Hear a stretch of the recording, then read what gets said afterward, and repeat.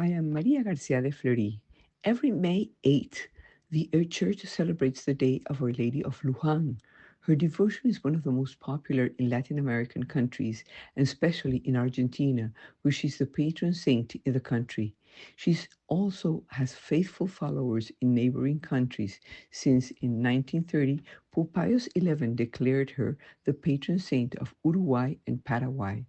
Her image is well known to both believers and non believers and has a very nice story because in 1630, a Portuguese landowner named Antonio Farias de Sá, a resident of Santiago del Estero, asked a friend named Fernando Andrea, who lived in Pernambuco, Brazil, to send him an image of the Immaculate Conception of Mary.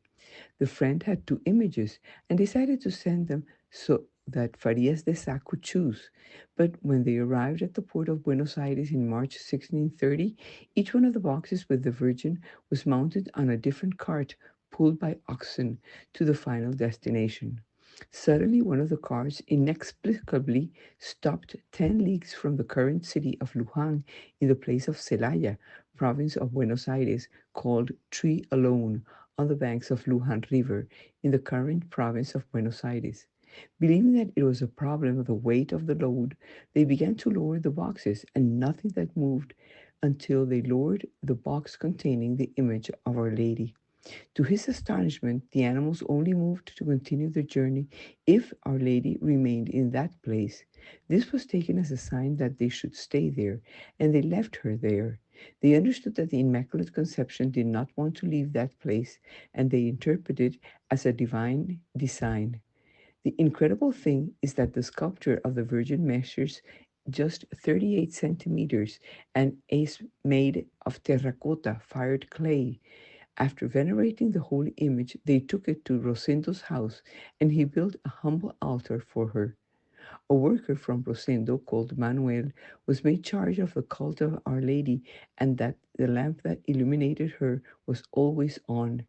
50 years later, when Rosendo died, the ranch was populated and the hermitage was left alone in the care of Manuel. Around the year 1671, Ana de Matos, widow of the Spanish Captain Marcos de Sequeira, who knew about how miraculously the image was, hurt by the abandonment of the hermitage and the image, asked the priest of Buenos Aires Cathedral permission to buy it. Doña Ana de Matos installed it in the oratory of her house, located in what is now the city of Luján. But the next morning, when he went there to pray, he discovered to his astonishment and anguish that Our Lady was not on his altar. They searched the whole house, and someone suggested that she might be in Don Rosendo's hermitage. They went to look for her, and there she was with Manuel. They took her back, and Our Lady alone returned to Manuel once more.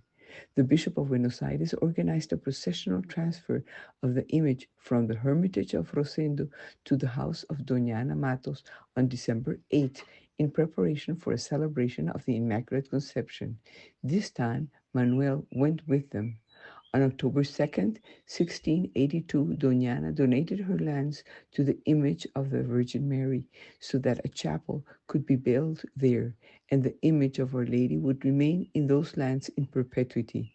This is how the true foundation of the current city of Lujan originated and of the great sanctuary that exists today for the veneration of the Mother of God and the glory of God, because with God we always win.